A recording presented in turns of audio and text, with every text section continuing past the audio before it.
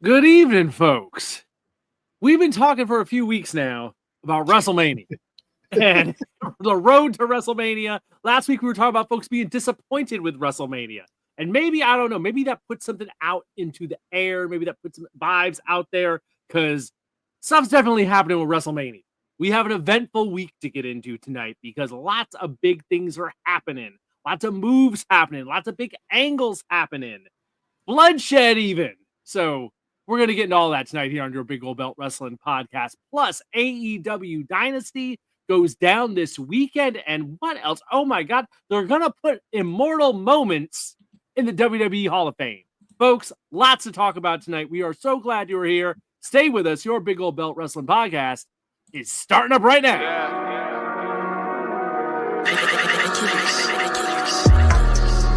Big Gold Belt, Big Gold Belt, Big Gold Belt, Big Gold Belt, Big Gold Belt, Big Gold Belt. All I really want is that Big Gold Belt, Big Gold Belt, Big Gold Belt, Big Gold Belt, Big Gold Belt, Big Gold Belt. All I really need that Big Gold Belt.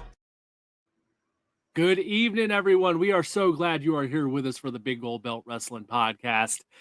It has been a very busy week. We're going to have a lot of fun tonight. A lot of stuff we got to talk about with different stuff going on. Our editor-in-chief, 2 Chains, has been live at CinemaCon all week, and he is still there as we speak. So if you have any interest in what's going on at CinemaCon, with lots of trailers, lots of movie news dropping, Big Gold Belt Media is your home for that. Your one-stop shop. Check out the Big Gold Belt Media social media feeds. My God, at Big Gold Belt, we keep telling you every week, at Big Gold Belt, he has been posting stuff all week of what's going on with all these darn movies that they're showing off at CinemaCon. So, big things happening.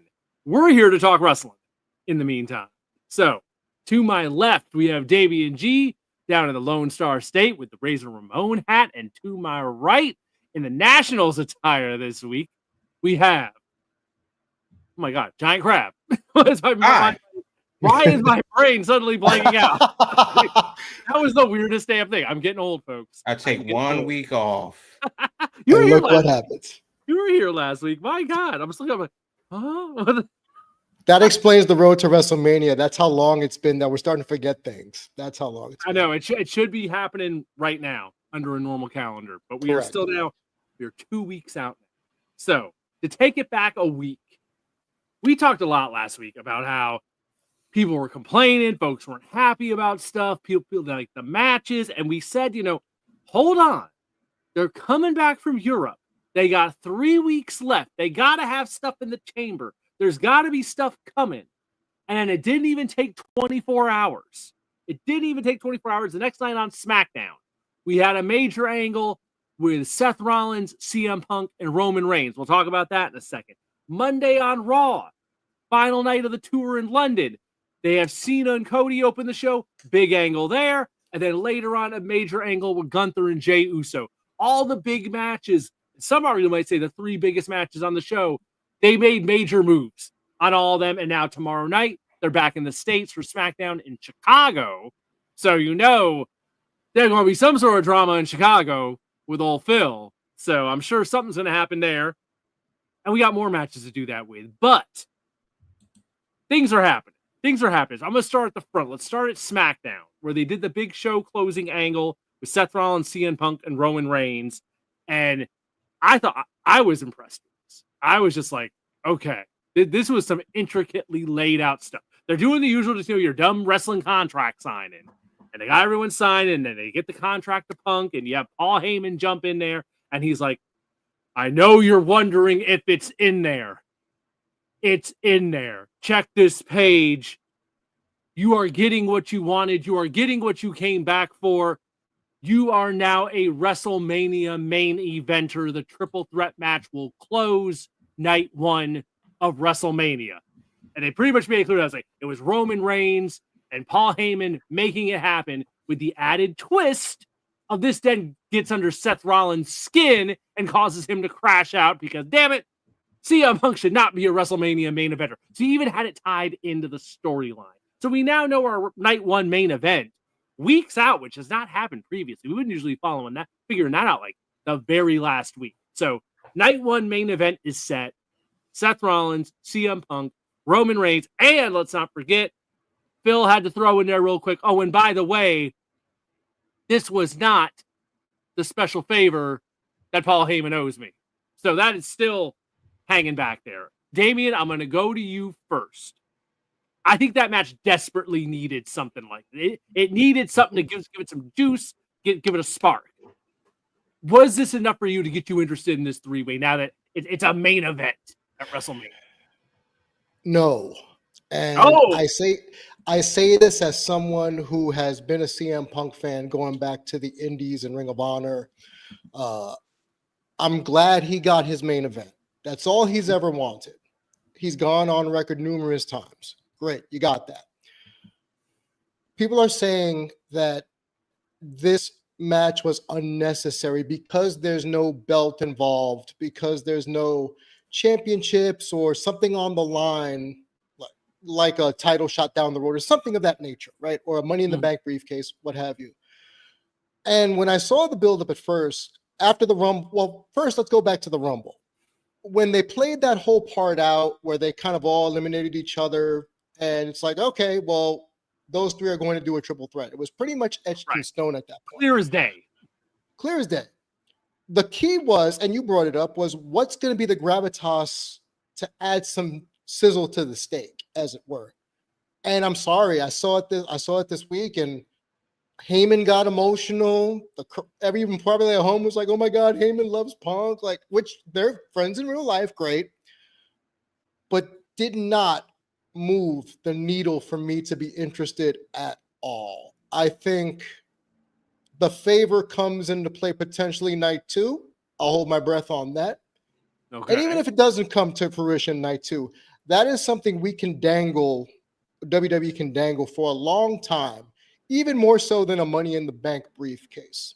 So all in all, I will say the best part of this is Rollins, because you mentioned it, Will. The crash outs have been amazing, and it's only a matter of time before he breaks, right?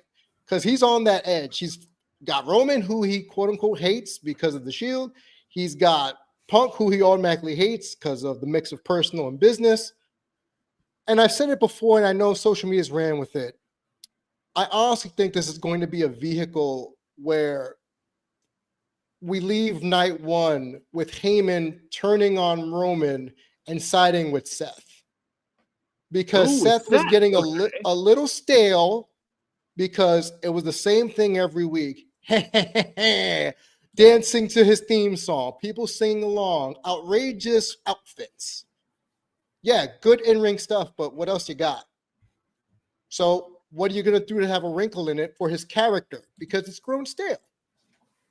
Throw Heyman in there, even if he's not needed, just to give it an extra twist of the nipple, as it were. Remember when Heyman turned on Brock and joined the Big Show all those years ago? Oh, yeah, way back. Yeah. Because we kept thinking, oh, this is going to be kind of lame. Brock's going to squash show, and why are we having this on the pay-per-view? It wasn't until Heyman turned on Brock at the end of the match or during the match where we all said, oh, crap, like now the show's got a mouthpiece. So I think in summation is just, I'm waiting for that turn to happen, for eventually Reigns to turn on, eventually Heyman to turn on Reigns, and then he doesn't turn to Punk, but Punk still has the favor. So that's what I'm looking forward to the most, but the match itself, I could have done without it. Okay. Giant Crab. Yes. Have they spiced up this triple threat with any of this stuff they added this week? I mean, to be fair, there isn't really anything that they could do to spice this thing up, because I don't like the 3 guys that are in there. Okay, that's fair. That's fair. They're kind of seasoning it with water, and not even like your Fiji water, like Dasani. So tap water. Not Dasani. No, it would have to be a step up to be tap water. But that's why we going Dasani on this, because I don't care. Like, and that's just a personal thing. You could argue like he's a WWE hater, whatever. I just don't like the 3 guys. You're right. I think Rollins has gotten a little stale. Roman's, I will never ever cheer for Roman to do anything other than retire. And Punk, so what if he's the main event? Like this doesn't really. They're going to have to add some actual spice to this thing, other than, oh well, Heyman owes him a favor. Like, oh, so what? Like, it's just like that. That thing doesn't really do anything for me, and it is kind of like meh. But I guess they still have time. They still have time to do something, and maybe this is the first. Well, not maybe, but this is definitely the first salvo when it comes to what they plan on doing for the next 2 weeks or so. And I don't mind it, but it's been a really slow burn. And I know we've been talking about this ad nauseum for the past month. And it's just like, okay. All right. That's fair. I mean, I look at it like this. They're in Chicago tomorrow night. So there has to be some shoe to drop in Chicago involving Punk of some sort for him to, that he ain't gonna be on the road to WrestleMania in Chicago without something of some significance happening. But I just look at that. I was very cold on this match too, because it just felt like, what are we doing? Why are we doing this random triple threat? But this, at least, I don't know. It gave, for me at least, it gave everyone motive. The three pieces in it, it gave them at least some purpose and some motivation. So I don't know. Let's move on to Monday then. Let's move on to Raw. Cena and Cody opened the show, and Lord knows we've had them 3 weeks in a row now, face to face, not saying a whole heck of a lot. We had Cena doing his fans made me do it and all that routine. Well, we switched it up this week. Cena turned it up a notch with some pretty stiff comments. It definitely went after Cody with, you had to leave, you couldn't cut it here. He had Cody firing back at him. Well, this place got stale because of you for all these years and all that. And there was a great line at the end there that killed me where Cena's like, how did he word it? I make billions for empires. I build empires for billionaires. You just take money from their children. That was the line that got me. I was like, oh, okay. We know what they're doing here. So, and it ended with Cody actually getting to lay out John Cena with the crossroads. So we actually even had some physicality on their deal. Definitely spices things up for me in the respect that going into this now, obviously we still got 2 weeks, but I was like, that match, I was like, I don't know. What are they going to do? Are they really, Cody probably just beats him over, but now I'm like, I don't know, man. I'm starting to think Cena's going to become world champion. It's really looking like, to do this whole turn and everything, they got to get some gas under Cena and get a rocket on Cena if they're going to do this. But more and more, I'm starting to think John Cena might be the next champion. I'm getting a feeling. I don't know, Damian. How do you think about that? How they opened Raw with that segment? Well, I'll say this firstly. I'm with you. It seems inevitable, like Thanos, that John Cena is going to capture that title at WrestleMania. Okay. So that's one. The promo itself, this is Cena's shtick, right? He insults whatever the noose around the neck, so to speak, of that potential character is. With Cody, it's going to AEW. When he came back years ago and told Roman, I'm back because you can't do your job. Things of that nature. That's always been Cena's shtick. Or when Rock had the promo on his hand and Cena called it out. This is nothing new. So for people on the internet to be melting down that, oh, Cena cooked Cody, this is cut and paste Cena. Where the hell have you been for 20 years? I had thought of that. It is very similar to the Roman Reigns feud. So it's very run of the mill in my estimation. What I was impressed by was they allowed physicality this early on with Cena. Because typically I was waiting for the pull apart brawl that inevitably happens in moments like these, where security guards get tossed out like Jordan Grace did to that one guy on Wednesday. So when that happened, I said, like you will, they're trying to cook Cody up just so he could lose. Because the promos that we got from Cena, and I think it was said on the show where we were like, okay, cool, the fans, boo. Now it's the opposite of what he normally says of hustle, loyalty, and respect. Like, nah, I'm going to put you in your place because you forgot I ran this for so long and you just got back here kind of thing. So it's almost a mix of Doctor of Thugonomics with Super Cena. So the fact that they allowed him to be vulnerable on his goodbye tour this early before Mania in a physical aspect, I think is very telling. Now, is he going to get his licks back when they go to Chicago? Possibly, from a physical standpoint. I can already see Cody's going to bleed at some point in these promos. He's going to get cut open. He's going to be wearing the 3-piece and blood's going to trickle down his vest. And I feel bad for his dry cleaning. But aside from that, and I hate to sound glib, and I know I'm going to borrow a line from Crab right now and says, I don't care.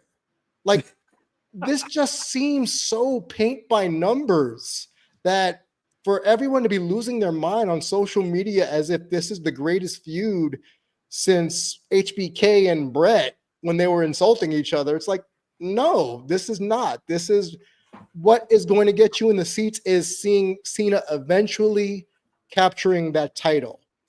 And all this is to make Cody look stronger in defeat, at least in my opinion, if that's the route they want to take. But overall, one big old meh ball so far with this. So let me ask you this then. Sure. It is Cena's retirement ceremony all year long. And, you know, he's facing Cody for the championship, and he's been shoehorned in there. Now, do you think that him turning heel in hindsight, and because we love to do that as fans, was that actually the way to go? Not that he had to be a face, in that, you know, I just want to win it for the Gipper. Like, it's not about that. But there's history on the line. And that's more than enough ambition to just say, like, no, this is a personal accolade. This is how I'm going to go out. I know I'm a Hall of Famer. I know what I've done. My reputation is 60%. But you know what? When they carve Mount Rushmore of wrestling, they're going to start with me. And if I got to go through you to get there, then that's what I'm going to do. It's not business. I mean, it's not personal. It's just business. Do you think that that would have been the better approach? Or did they have to over dramatize and spice it up with, you know, screw the fans. They never liked me anyway. You guys have been clowning me for 20 years and you want to care that I'm leaving? Nah, go to hell. I'm taking the belt, which is what I said they should do. Retire the belt. Let everybody go back into the fold. The bloodline thing is kind of over. That's the albatross that's been circling around. And, you know, Cena can have his belt. That's his trophy. And the accolades that come with it. But people forget. Well, you know what? People don't forget. People weren't born when Super Cena was a thing. The kids today, you know, they may not have been born or cognizant when they were real little. Real right. little. Yeah. And the point is that was never a compliment. And people kind of forget that part. That, you know, the whole we gotta push John Cena till it kills us is the same formula that they use for Roman Reigns. They just threw some shit at the wall for like 5 years, and this time it stuck. And then they, you know, ran that into the ground for 2 years. Cena was no different. I mean, so I'm not trying to, you know, denigrate his legacy, but the question is, how much of that legacy do we owe Vince McMahon? And if you're Cody, when do you bring that up? Now, they made a little mention of the guy that we don't talk about. Yeah, right. That in there. Right. But it is kind of a thing, is this thing has to get more personal and stuff like that. And that's also why I think that it's the whole thing is falling flat with a lot of people too, is because not everything has to be a blood feud. It is sport. It is entertainment. And people don't watch the NFL because they want to see a person get their legs broken. People don't watch hockey. Well, okay, people watch hockey for the fights, but people don't watch basketball because they want to see a compound fracture or watching baseball to see somebody throw out their elbow. You can have heated competition in sport, and I think that that's something that WWE is sorely missing. And I also think that that's kind of why like NXT has definitely been on the up. It's not necessarily a I gotta kill you and your family type of a thing. It's just no, I'm the best. And I'm sorry if that offends you, but I will not apologize for being the best. And you know how I know I'm the best? This here title says that I am. Me winning these things and doing these things, you check the record for the last 6 months to a year. I know that I'm the best. You can't beat me. That's enough, and it's not even arrogant. It is what it is, but that pisses people off. That's Tom Brady. That's the Patrick Mahomes type of effect of the world. It's the whoever the antithesis of your favorite team is. As a Pacers fan, that's the John Starks or Patrick Ewings of the world. It's like, I hate this guy, not because he did anything personally to me, because he's right. And I think that it would be great if wrestling as a whole, on TV at least, because the indies do that. They have something to prove, but we can get out of the whole blood feud. I need to bring your family into it. I need to, do a thing. We know that WrestleMania is coming. We know that the titles are going to be on the line for all of them. It doesn't have to be, in most cases, this personal, blood feud for the ages. Because once you see that, then how many times can you see it again before you go, okay? Because honestly, this feud just stinks of Cena versus The Rock from a few years ago. Bingo. Except it should be Cena going for the all-time record for the title against the new face of the company. Right. That's the angle for Cena. Should just be I'm going for the record. That's the deal. I'm going for the final accomplishment of my career. Right. And then and there's a way to go about that. Ambition turning a hero into a villain. He wants to take over the world because he has the answer. Well, we can't do that because he took over the world. Yeah, but he's right though. Well, we got to stop him anyway because we just can't have somebody take over the world. There are other ways to go about it, and I think that they've kind of booked themselves into a corner in that, especially since it's known that Cena is going to leave. He wins the title. Okay, well, he'll have it for 6 months. He loses the title. He's still one of the greatest of all time in popular opinion. What's the rub? What's the danger? What's the lose for Cena? What does Cena lose by losing this match? I mean, he loses in 3 seconds. Does that hurt his 25-year career?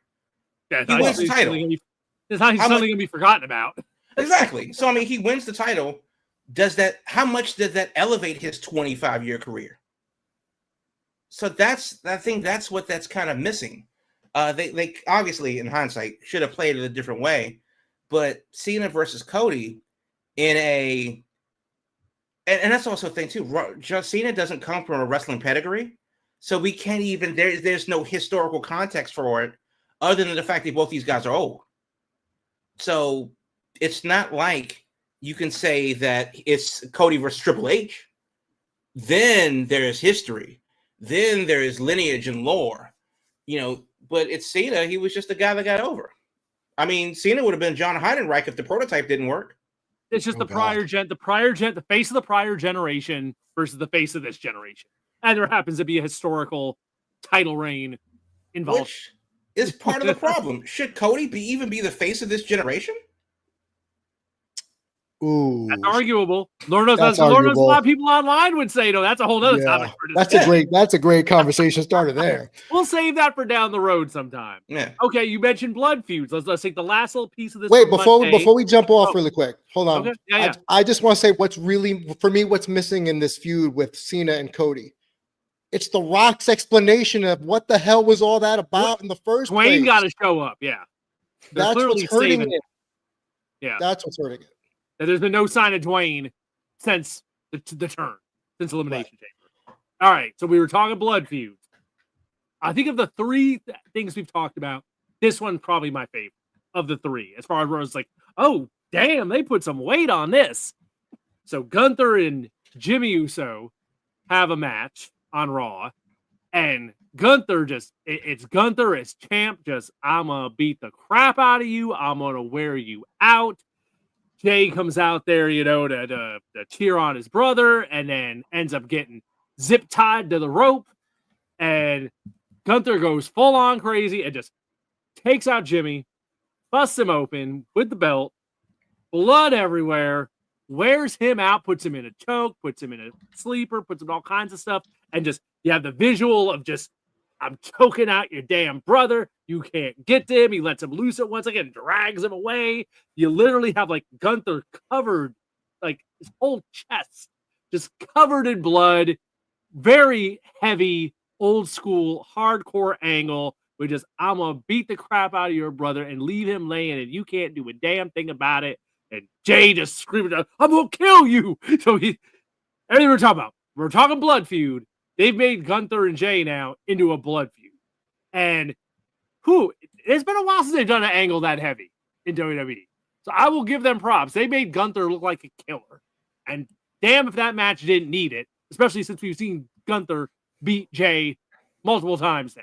So I liked it. I thought it was awesome. Made me way more interested. Damian, your thoughts on the bloodbath on Raw? I loved it. I freaking loved it. And I can say, as Crab said in the previous topic, not everything needs to be a blood feud. This needed to be a blood feud because it's a 180-degree pivot from the 2 weeks prior with Jey falling over the top rope and then tripping over his own 2 feet. And I think y'all talked about it last week, was trying to make Jey the ultimate underdog, like he was like a paraplegic fighting like a giant. And if we go all the way back to Jey versus Roman in the cage during the pandemic era, what was one of the catalysts that brought more heat to this whole thing? Because we knew Roman was going to win that match. It was Jey coming in and begging, stop beating up my brother, protecting his brother. He was crying and whining on pay-per-view like, nah, man, you went too far. So adding Jimmy to this, I should say, was what needed to happen. And I said it on social media, this was Apollo versus Drago. And it needed to be done because now Jey has that Rocky, pardon the pun, eye of the tiger. He's going to go train in Russia and run some mountains. And I'm all for it because now it's not even about the title. Now it's avenging my brother. It's personal. You handcuffed me. And I remember, who was it? Orton did this to Hunter years back when he kissed Steph while Hunter was handcuffed. Yeah. But now we got blood. Now it's like, I'm going to choke your brother out in front of you and you ain't going to do nothing. And he's bleeding. And Gunther does the whole, I love when wrestlers take bathed in it. Blood, bathed in it. And I'm thinking, this is so 80s and Attitude Era that this needed it. So now it's about, now that it's a blood feud, we don't have to focus on Jey's 5 moves of doom. Now it's, I'm going to beat the crap out of you and take the thing you love the most, which is your title, while avenging my brother. So yeah, I like the 180-degree turn we've taken. It needed it. And now I can't speak for all of social media, but I could speak for myself. I'm looking forward to Jey beating the crap out of Gunther and taking this title. I want to agree, and I generally do to most of what you said, except I think that Gunther's got to win. I mean, I think Gunther's got to win, because we've said it before. At least I know I've said it before. Gunther should be in the World Heavyweight Championship, major, the top of the top title competition. And we know that they have the 1A and 1B title. I think, respectfully, we can't say that he's in that conversation. It should be Gunther versus Cody Rhodes. And when Cody loses, it should be Gunther versus Cena at SummerSlam. So it's, and mark that down, Gunther versus Cena at SummerSlam. You heard it here first. But I think, I don't think that any of the Usos, they've already been to the top. Whether it's a viral moment or multi-time champion or whatever, they're good. They're in a good place right now, both of them. Gunther still has room to grow. He's not bumped up against the glass ceiling. If they had one belt, it should have been Gunther versus Cody for the title. But now that they don't, and if they assuming that they unify them, blah, blah, blah, we know that there's room for him to elevate to the stratosphere where the bloodline is Cena, Cody, Punk, Rollins, Heyman, Triple H. Until he runs Snake Road and gets to that level, he's still going to be the IC Plus champion, which is basically what that title is. So I think he's got to win. I think it's got to be a good looking match at WrestleMania. Obviously, this does add that thing that you need to it, that extra spice. Now we're talking paprika that they're throwing in there. Now we're talking some cardamom that they're throwing in there. You can't just sprinkle some water and some ice chips on the shit because it's gluten free. We need some flavor. We got some sauce now. So I like what they're doing with it, and definitely keep it going. But that is also a thing too. Gunther is like the San Antonio Spurs. Hell of a champion, hideously boring to watch. If you don't appreciate the low-key, subtle fundamentals of what his character is and how he works, much like the Spurs, if you don't appreciate basketball on that level, you're rightfully just going to say that they're boring because they don't have any superstars. It's not a lot of flash and a lot of sizzle, which is the point of his gimmick. And he's the antithesis of, the Yeet family.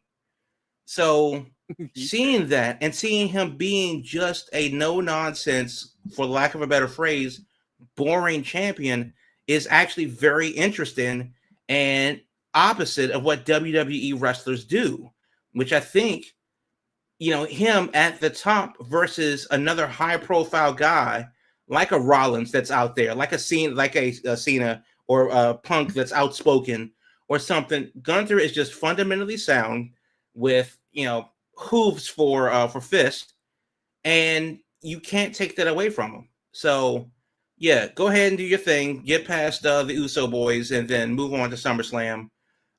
Cena versus Gunther. Lock it in. I actually have a question, Crab, really quick. Okay. What if the plan, as you described Gunther, he should be, going for the 1A titles or in that main event scene? What if that's the whole point, is to take the belt off of him so he can transition when the draft inevitably rolls around, and we're going to have him on the big shows going after the bigger titles? Switch to SmackDown. Yeah. Yeah. I like it. And I also think that, because I forgot the draft exists, I think that I was thinking more towards a unification thing after Cena retires with the belt.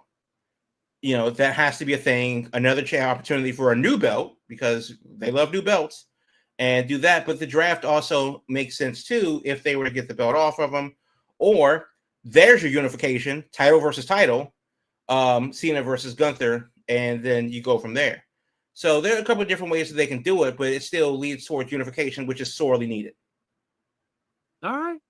Well, that's a long ways down the road. That's going to be our full year story that we'll be watching. So, hey, we will see how this all plays out. I'll just say this real quick before we go to our break. If they end up going the Cena route and he goes the whole year, he retires with the belt, in the back of my head, I just keep thinking, well, damn, that timing would just sync right up to have the Royal Rumble be for the title. And you do that gimmick, which they haven't done in like years. And that's assuming that Cena's actually going to retire. That's true. You never know. Yeah, you never know. Might change. Who's to say? I mean, he says that, and no matter what, I'm done. But then does he plan on leaving his boots and the belt in the ring? Oh, he said he's taking the belt, so yeah, not like he's leaving the belt in the ring. Yeah, well, he might leave his high tops and walk out with the belt. Who knows? Yeah, we will see. We will see, folks. All right. We went long in our first half, so here's what we're doing. We're going to do our halftime break right now. When we come back, we'll talk some AEW Dynasty. We'll talk about these immortal moments going in the Hall of Fame, and who knows what else, folks. So stay with us. Your Big Old Belt Wrestling Podcast. We'll be back right after this. Looking to get your brand in front of people who eat, sleep, and breathe entertainment? Big Gold Belt Media is the place to be. We're all about reporting on movies, TV shows, conventions, and everything in between. And we want your brand to be a part of the action. Partnering with us means your sponsorships get featured right in the midst of our content. Plus, we're going to hype you up on all of our social media, connecting you with an audience that loves discovering new things from trusted voices in entertainment. We're easy to find. Just look for us on Big Gold Belt on all your social media platforms. Don't wait, reach out today, and let's start building something amazing together. Your spotlight is waiting here at Big Gold Belt Media, biggoldbelt.com. Thanks so much for being with us here tonight on the Big Gold Belt Wrestling Podcast. We are now going to switch gears from the WrestleMania talk, since we've spent so much of the first half going on about that. We got to talk about this weekend because AEW Dynasty is happening in Philadelphia. I kind of didn't realize it was in Philadelphia until I looked it up. I knew the show was this weekend, but for some reason I thought it was down south or something.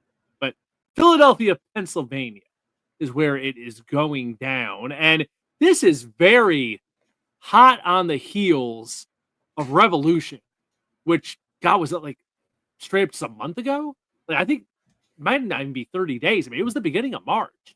So there was a very small window here for them turning around this show, whereas Revolution had a lot of build going into it. This is like kind of, no, we're right back. Here we are. So this show's kind of, I get the feeling that folks are, your AEW faithful are, of course, into it, but it definitely doesn't have that same sizzle that Revolution did, where it had, like, you know, a lot of damn time put into it and a lot of hype put into it. And just with this being such a quick turnaround, it kind of is what it is. But I don't know. Let's look at this card and see anything jumps out at us as hot at AEW Dynasty. So we'll start at the bottom. We have the beginnings of the Owen Hart Cup. The men's and women's brackets were announced last night. So we have Mercedes Moné versus Julia Hart on the women's side, and on the men's side, Will Ospreay versus Kevin Knight, who just got the graphic over the last week. Friend of the show there. So interesting. Apparently, I guess that matchup was originally going to be Will Ospreay and Jay White. And White is out with an injury. So Kevin Knight getting a pretty high profile match this weekend. Right out of the debut. So, yeah, that's kind of a sinker. I would describe that as a sink or swim opportunity. That is a big time matchup for AEW right there for Kevin Knight's debut. Going on from there, the World Tag Titles, the Hurt Syndicate will take on the Learning Tree of Big Bill and Brian Keith. We have the AEW TNT Championship, Daniel Garcia versus Adam Cole. We have the ROH World Title versus Mask, Chris Jericho versus Bandito. So Bandito putting the mask on the line. Trios match for the AEW World Trios Championships. The Death Riders, Claudio Castagnoli, Pac, and Wheeler Yuta versus Rated FTR, Cope, Cash Wheeler, and Dax Harwood. Cope, from the main event a couple weeks back, down now to the Trios titles. Things happen fast at AEW. Things happen fast. 3-way for the AEW International Championship. I think a lot of people are really excited about this one. Kenny Omega, Ricochet, and Speedball Mike Bailey rounding that one out. And the top of the card here, the Women's Championship, Timeless Toni Storm versus Megan Bayne in a very big high-profile match for her. And last but not least, the AEW World Championship.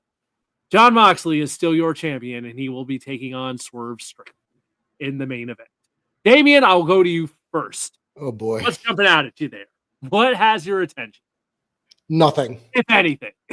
Nothing. And I know some people had said in the past, I'm the AEW hater of the group. No, I am not. I just like good professional wrestling and good stories. And this Death Rider storyline has been, in my own estimation, putrid. The fact that they hit Willow this week was probably the best part. To be like, oh, they hit Willow. Okay, like nobody messes with Willow because that's all people's. You know, that's the one we root for. But from everything you just mentioned, none of this excites me. Even the Omega Bailey Ricochet match, and the reason why is that some people still think this is 2015, and that's the version of Kenny we get. That is not the version of Kenny that we get nowadays. We get a Kenny that has aged a little bit, that is a little smarter in the ring, that doesn't take all the chances that he had to in New Japan. He wrestles a smarter match. That's fine. If you really want to say what surprises me, I think the Kevin Knight match with Ospreay, because of the injury, I think that's probably the most intriguing. Mm-hmm. As you said, Will, sink or swim, and I fully intend to see him swim. Long time, this is about time he got it kind of situation. But aside from that, this feels like a really expensive episode of Dynamite. And for me personally, I always make the joke that, hey, I'm not going to pay for it. I'm just going to find it on Crack Streams or whatever. I'm not even going to bother watching it on Crack Streams. I'm just going to let the internet tell me how it went, and I'll go from there. because not even the women's matches have intrigued me. Have we seen Mercedes and Julia Hart already? Yes. Like, that's okay. Megan Bayne, I know the whole point was to make her this big dramatic signing, and now she's in line for the title. And I followed her career in the Northeast, and cool. A little bit too much too soon, in my opinion. But aside from that, nothing really interests me in this pay-per-view at all. So even if I was a diehard, I'd feel really weird about paying the money for this. All right, Crab, what you think? In this economy, $50 is always going to be a big ask for a show that will continue on next Wednesday. That's always going to be a thing about wrestling. As far as the card itself, admittedly, there's nothing that is must see on there. I do think there are a couple of interesting matches just because I'm interested in the work. Obviously, Will Ospreay versus Kevin Knight is interesting because that's something that I haven't seen in AEW before. I think that Mercedes versus Julia in a non-title match is fine for the Owen Hart Cup. Good on Julia, especially coming back after injury. Jericho versus Bandito for the Ring of Honor World Championship. Just because there's no way in the blue hell that Bandito should lose his mask to Chris Jericho. And also, there's no way in the hell that I could support Jericho being ROH World Champion for this long. Just let Bandito do the thing, and Jericho can go back to AEW and whatever, collect the check. I want to see Ricochet versus Speedball. I'm not a fan of Kenny Omega, so he's there too, I guess. We talked about this last week. How much is of Tony Storm and Mariah May? How much of that is just them working so well together, or just with that match, with that feud be inevitable, regardless of who they worked with, because they are individually that good. And the jury's, for at least for me, is still out on that, because what will this match look like? Will Tony Storm have to carry Megan Bayne through this match? Will Megan Bayne, get elevated in some way by Tony Storm and what should be a well-fought loss? So it's intriguing. Unfortunately, it's not for the reasons that they want me to be intrigued, because the story is meh. I'll never support a Jon Moxley match ever, so swerve go swerve. But realistically, the Death Riders thing is kind of definitely played out. They're way long in the tooth on that. And unfortunately, giving the title back to Swerve feels like a bit of a cop-out, because they had Swerve when he was hot.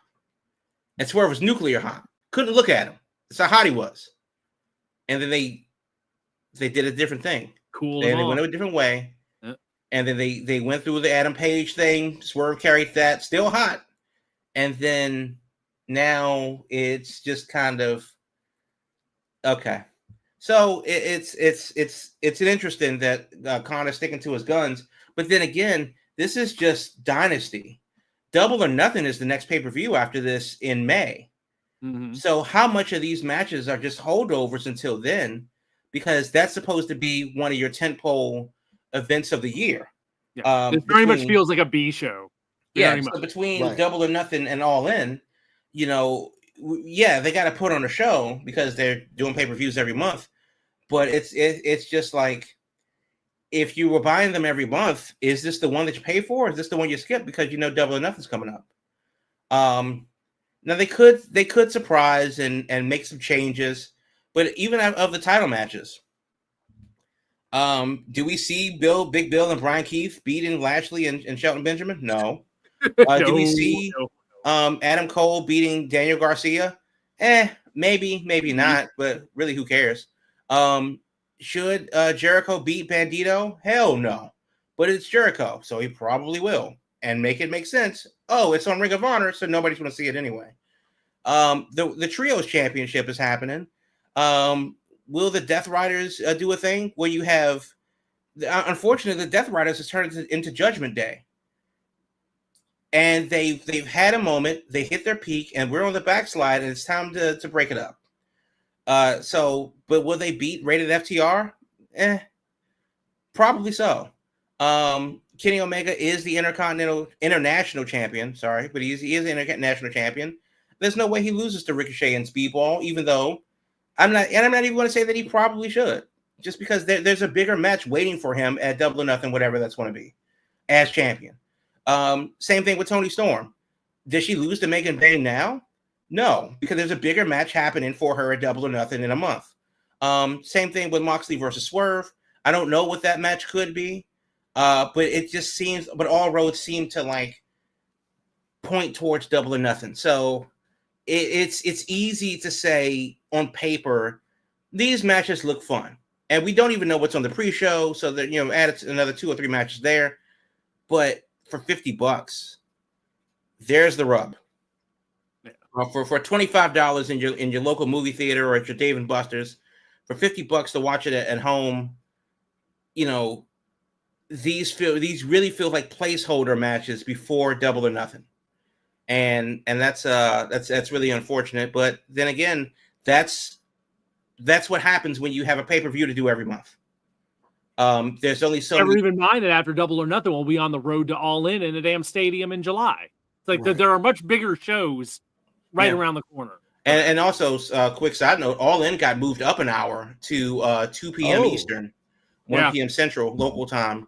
So I don't know if that's because they want to add more to the show, or because they're afraid of the UFC, or because I think it's on a Saturday night main event that night. Okay, so that too. Yeah. So it's still to the point of, So you got Double or Nothing in May, then there's whatever's in June, and then you have All In July. Yeah, I mean this isn't something. It's going to be a fun show, and I have no problem with saying that I believe that it's going to be a fun show, but this is definitely not a sit down must. Is it Saturday or Sunday? Sunday. Oh, well, that's. I mean, that's also a thing too. I mean, the show's not going to end till midnight. On a Sunday. Yeah, I'm not doing that. So, that's unfortunate. That's really unfortunate. Fuck the UFC. Put it on Saturday. All right, let's switch gears because we got some. This is a different topic because this is like out of nowhere last week, but I like what they're doing with this. So, the WWE Hall of Fame, of course, up to now, as always, it's been about who they're putting in, who's inducting people or whatever. But now they're going to have Immortal Moments inducted. And note that they're saying moments. They're not saying matches. I think that was very on purpose. They want to keep this broad. But they announced that the first Immortal Moment going into the WWE Hall of Fame is going to be the Bret Hart and Steve Austin match from WrestleMania 13. The famous double turn, the bloody face from Austin. I mean, I'm all for it. For my money, probably the most important WrestleMania match of all time. For my money. So, I was like, okay, cool. They're going with the match. They're starting it off with that. Like I said, they're calling it an Immortal Moment. So, I think they very much are going like, okay, we can work more legends into the show, especially being since the Hall of Fame is now a separate ticket. Again, it's not part of SmackDown. So, they got to move some tickets. We can get Hart and Austin up there for this. Down the road, we can work other people into the show with this. Whatever. It's fine. Like we often say on the show, it's the WWE Hall of Fame. Don't overthink it. It is what it is. So it's a gimmick. Whatever. Here's my question for y'all. If we're doing Immortal Moments, there's a lot of shit to choose from out there. What do you think? Where do you think they go here? Damian, what would be your Immortal Moment? Don't do that to me, man. WWE Hall of Fame. Don't do that to me because you know the age bracket we come from, and growing up, the person that shall there's not a lot be of damn named, stuff to work with. The person that shall not be named, who did a body slam on Andre the Giant, if they weren't a prick, would have gotten the probably first be moment. the first one if Hogan wasn't a. Would have been the first one. Yeah. So when we take that away, and then what's another one we could have used in our age bracket? Oh, Eddie and Chris. Oh, can't use that. Just about to say that. Can't use that either. Oh, what's next? Brett and Sean. Okay, we've done this already. So I think at this point, what do I think about it? I think, like you said, well, it's one of those things where they had to get tickets sold. So why not bring Brett and Steve into the fold to commemorate their match? Now, I wonder if Ken Shamrock's showing up, because wasn't he a part of that? He was the referee. So Yeah, he was part of the moment, right? Yeah. So it would be interesting if they got Ken He's Shamrock. under a Legends deal. He's under a Legends deal. So that would have been interesting.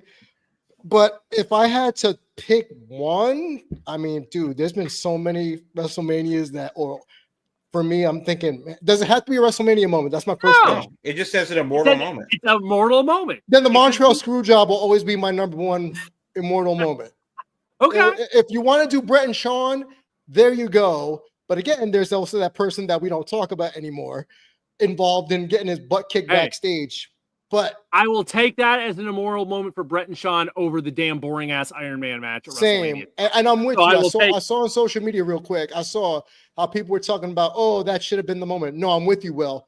That was a waste of my time. That is an hour of my life I'm never gonna get back. And I've wasted hours on certain things like Craven the Hunter. So imagine me bitching about losing that hour to Shawn and Brett. But yeah, that would be my moment. That would have been my moment. All right. Crab, give me an immortal moment. Full disclosure, WrestleMania 12, Brett and Shawn is my favorite WWE match of all time. Nuh-uh. Dead serious. Nuh-uh. Really? You're working me. No, seriously. That's my favorite WWE match. Okay. Now, granted, I was a WCW guy growing up. So same here. You know, so I didn't really catch a lot of the stuff, but that's one of my that's number one with a bullet. As far as immortal moments go, I know at first they say that the immortal moment, which is this it's a moment, it's a pinpoint, it's that thing that happened, and they have this 35-minute match as a singular moment. So which is it? Like, what makes this moment immortal? And more importantly, because I'm harping on the word moment, what is the actual moment that it became immortal? Because there's a ton of good matches. There's a ton of great WrestleMania matches. You know, but like, what makes it a moment? Like, so for me, in just being an English language nerd, an immortal moment would be the standoff at ECW One Night Stand, the first one, between WWE and ECW guys in the Hammerstein Ballroom. Okay. And for me, a moment is if you were to take a picture of a moment in time and frame it, put that in the Hall of Fame. Now, I don't know what that moment would be within this Bret Hart versus Shawn Michaels match for Bret Hart versus Steve Austin from WrestleMania 13. I don't know what that moment would be. It's probably Austin bleeding out in the sharpshooter. Yep, it's Austin bleeding out of it when he passes out. But Ric Flair's been doing it for 25 years before that. So I mean, and also it is WWE. So now the question is, where do these immortal moments come from? Because are they re-including ECW as well? Are we including WCW as well? Are we going all the way back to Capital Championship Wrestling? So what does that mean? But okay, so the short answer to your question, an immortal moment, obviously being old, I can't just pick one, but I'm going to try. In WWE, WWF, I think an immortal moment, it's got to be Shane McMahon going to Panama City. Oh, Vince in Cleveland. Okay, the sale. Mm-hmm. I mean, that split screen of the Raw graphics on TNT is a moment that, for better or worse, is something I'll take to the grave with me. Oh yeah, that's a big one. That goddamn turtleneck haunts me. They can mine the Monday Night Wars for immortal moments, because they'll want to throw in there the when DX invaded Nitro in Norfolk, right. That kind of stuff. I mean, that's part why I'm like, that's why they're not saying it's an immortal match, but they're saying moment, because they're gonna be like, we can induct DX because we can do when they invade the scope in Norfolk. We can do Austin and McMahon when he hit him with the bedpan. We can, that kind of crap. Yeah. That's the kind of crap they're gonna do. It's like your memorable things. Now, do like you that. think we're getting immortal moments because they're running out of credible wrestlers to induct? Yes. That's what I've been thinking this whole time. Yes. I think it's that, and it also goes back to what we were saying. They need to move tickets for this thing, so it's like, oh, this is a way to get Bret Hart and Steve Austin involved in the show without them inducting somebody. Because it's a way to double dip on the legends they've already inducted and get another thing out of them. So looking at the inductees this year, and there's only 4, 3 singles and the Natural Disasters as a tag team. It's like, are these just the people that can pass a background check? Because that aren't canceled. Yeah. Yeah. I mean, I'm saying, like, there are so many other people that they could have inducted into the Hall of Fame. Yeah. But yeah, so like an immortal moment. Everything that you could think of that's a meme. Hogan spray painted the truck. With Kevin Nash throwing Rey Mysterio into the truck. Yeah. Steve Austin and Booker T in the grocery store fight. Yeah. Eventually, if they start doing these every year, we'll get to that. Do-Rag Vince was a menace. Oh, no, not Do-Rag Vince. ECW champion Vince McMahon. Oh, absolutely. But then again, obviously there's a lot more stuff that we can't even talk about, like the Mexicools. Or Kerwin White, but Beaver Cleavage. Yeah. God damn it. I mean, there's so much of that, but then again, where does it end? Sasha Banks ripping off that girl Izzy's headband and breaking it in NXT. Is it a immortal moment? Yeah. Absolutely. But then, like, it's in NXT, so does it really count? And that's kind of where you get to, like, what makes it immortal?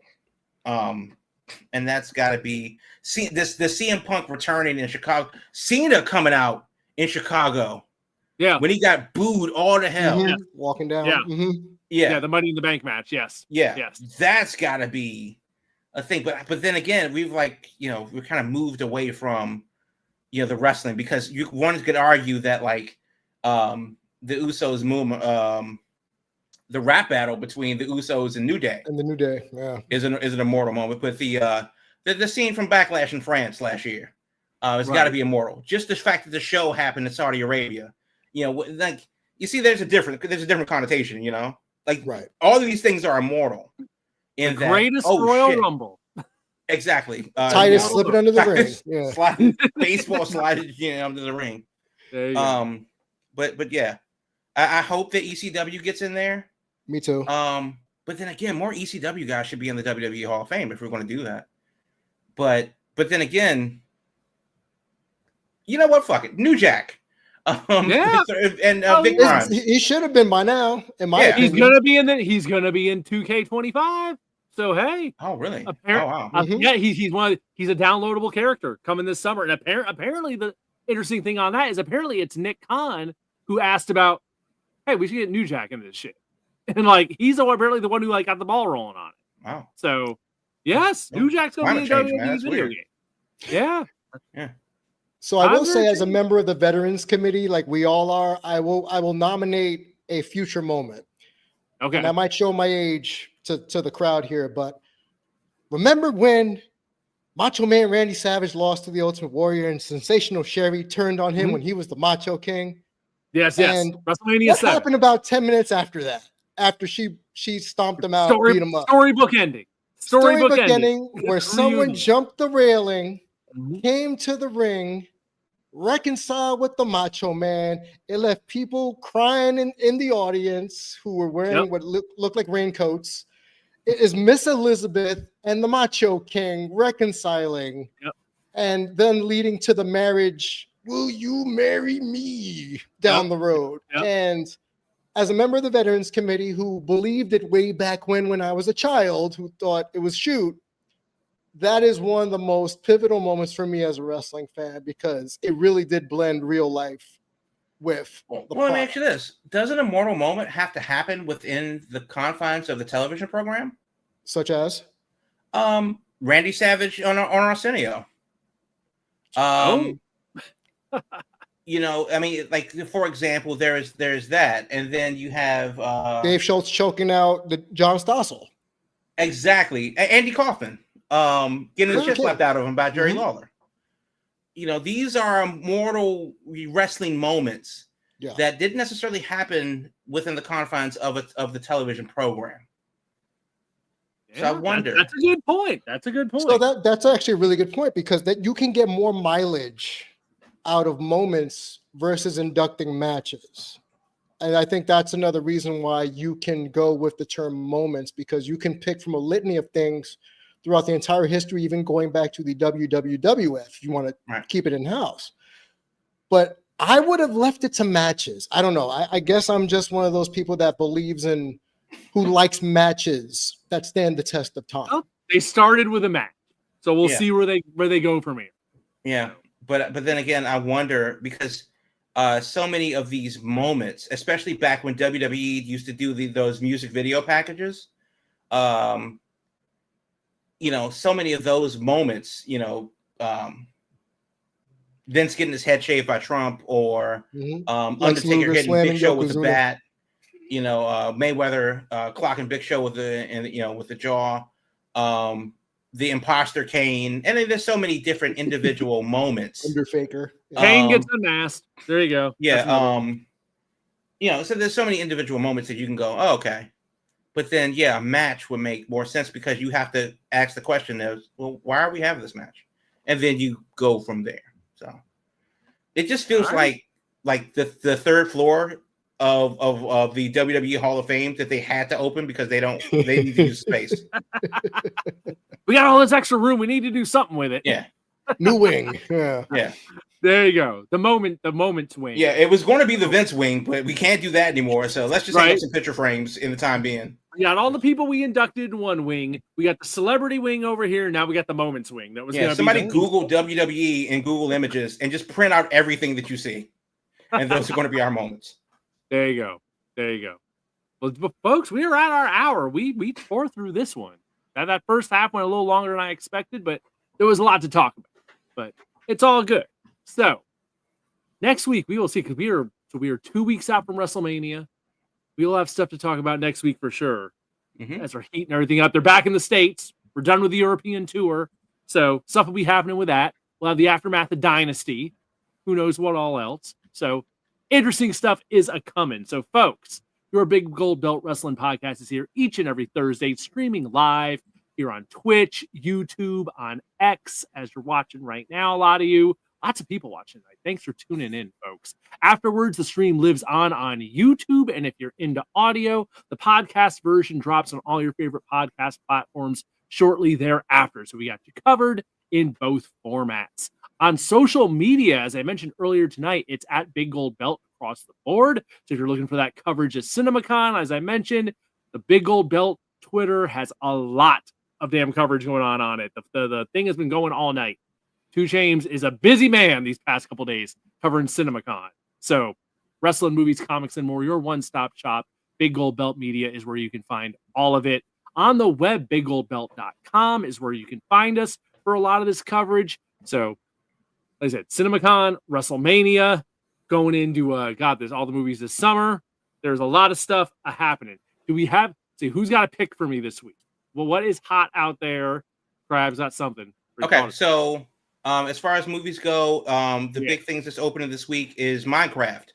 Speaking of CinemaCon, and I'll make this very quick, one of the brand new projectors that are coming out in the newest laser HDR will be presented in IMAX and Dolby Vision with the brand new barcode projectors for Minecraft. So I'm not saying see the movie unless you're a super fan of the game. But if the things look a little bit poppier, the colors are a little bit more colorized, it's because a lot of theaters are upgrading to the newest projectors that have been unveiled at CinemaCon. So that may be something to look out for this weekend. Things that I'm interested in, a lot of these movies are in the public domain. A lot of these characters in the public domain. So you have Screamboat from Steamboat Willie. You have Popeye the Slayer Man. Oh no! Oh yeah, that's the thing. I've not heard that one. Oh yeah, that came out a couple weeks ago. So those are quite ridiculous. Death of a Unicorn is out this weekend, which looks someone interesting. A24 is going to do a similar thing with aliens and cute kids that have to save them. The Luckiest Man in America. I love Pressure Luck. And if you're old enough to know what that is, it's my favorite. It's my favorite game show to ever come out. And this one guy, Michael Larson, took him for $100,000-something. Yes. So much so that the government got involved, because this has got to be an unprecedented level of fraud. Was it? Watch the movie. But if you know who Michael Larson is, they're making an actual movie about him. Story. And very famous story. And Paul Walter Hauser is playing Michael Larson. So, AEW's own.